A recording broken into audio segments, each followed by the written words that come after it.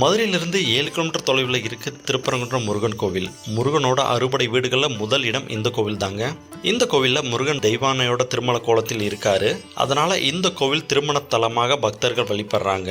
முகூர்த்த நாளில் இந்த கோவிலில் திருமண வைபவம் பண்றவங்க ஏராளம். அந்த நேரத்தில் கோவிலில் கூட்டம் கொஞ்சம் அதிகமாகவே இருக்குங்க. இந்த கோவிலில் இருக்கிற சிறப்பு என்னன்னா, பெரும்பாலான கோவில்களில் மூலஸ்தானத்தில் ஒரு கருவறை மட்டும்தான் இருக்கும். ஆனால் இங்கே சுப்பிரமணிய சுவாமி, சத்தியகிரீஸ்வரர், துர்க்கையம்மன், கற்பக விநாயகர், பவரக்கனிவாய் பெருமாள் என 5 சன்னதிகள் இருக்கு.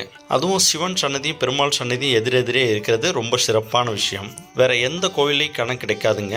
எல்லா நாளும் முருகனோட வேலுக்கு பால் அபிஷேகம் இங்க செய்வாங்க. இது இல்லாம சண்முகர், உற்சவர், செந்திலாண்டவருக்கு தனித்தனி சன்னதி இருக்குங்க. சிவபெருமானோட நந்தி வாகனம், முருகப்பெருமானோட மயில் வாகனம், விநாயகரோட மூஞ்சூர் வாகனம் ஒரே இடத்தில் இருக்குங்க. மாசத்துக்கு 2 தடவை பிரதோஷம் நடக்கும். தென் மாவட்ட பகுதியில் இருக்கிற கோவிலே பெரிய நந்தி இந்த கோயில் தாங்க இருக்கு. மதுரையில இருந்து இந்த கோவிலுக்கு அடிக்கடி பஸ் வசதி இருக்குங்க. மதுரைக்கு வந்தால் மிஸ் பண்ணாமல் விசிட் பண்ணிடுங்க ஃப்ரெண்ட்ஸ். வேற ஒரு வீடியோவில் சந்திப்போம். பை.